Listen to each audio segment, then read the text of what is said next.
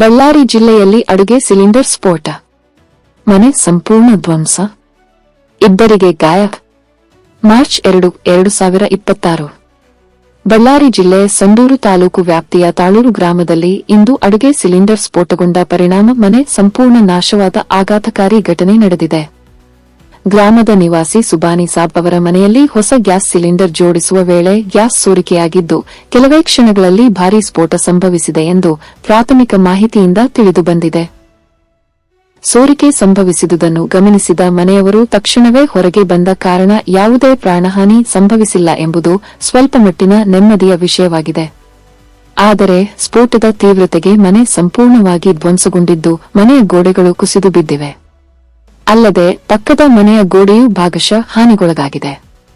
ಮನೆ ಮಾಲೀಕ ಸುಬಾನಿ ಸಾಬ್ ಸೇರಿದಂತೆ ಇಬ್ಬರಿಗೆ ಸಣ್ಣ ಪುಟ್ಟ ಗಾಯಗಳಾಗಿದ್ದು, ಅವರನ್ನು ಸಮೀಪದ ಆಸ್ಪತ್ರೆಗೆ ದಾಖಲಿಸಿ ಚಿಕಿತ್ಸೆ ನೀಡಲಾಗುತ್ತಿದೆ. ಘಟನಾ ಸ್ಥಳಕ್ಕೆ ತೋರಣಗಲ್ ಪೊಲೀಸ್ ಠಾಣೆ ಪೊಲೀಸರು ಭೇಟಿ ನೀಡಿ ಪರಿಶೀಲನೆ ನಡೆಸಿದ್ದಾರೆ. ಪ್ರಕರಣ ದಾಖಲಿಸಿಕೊಂಡು ಮುಂದಿನ ತನಿಖೆ ಕೈಗೊಂಡಿದ್ದಾರೆ. ಈ ಘಟನೆ ಗ್ರಾಮದಲ್ಲಿ ಆತಂಕದ ವಾತಾವರಣ ಸೃಷ್ಟಿಸಿದ್ದು, ಗ್ಯಾಸ್ ಸಿಲಿಂಡರ್ ಬಳಕೆಯಲ್ಲಿ ಎಚ್ಚರಿಕೆ ವಹಿಸುವಂತೆ ಸ್ಥಳೀಯರು ಮನವಿ ಮಾಡಿದ್ದಾರೆ.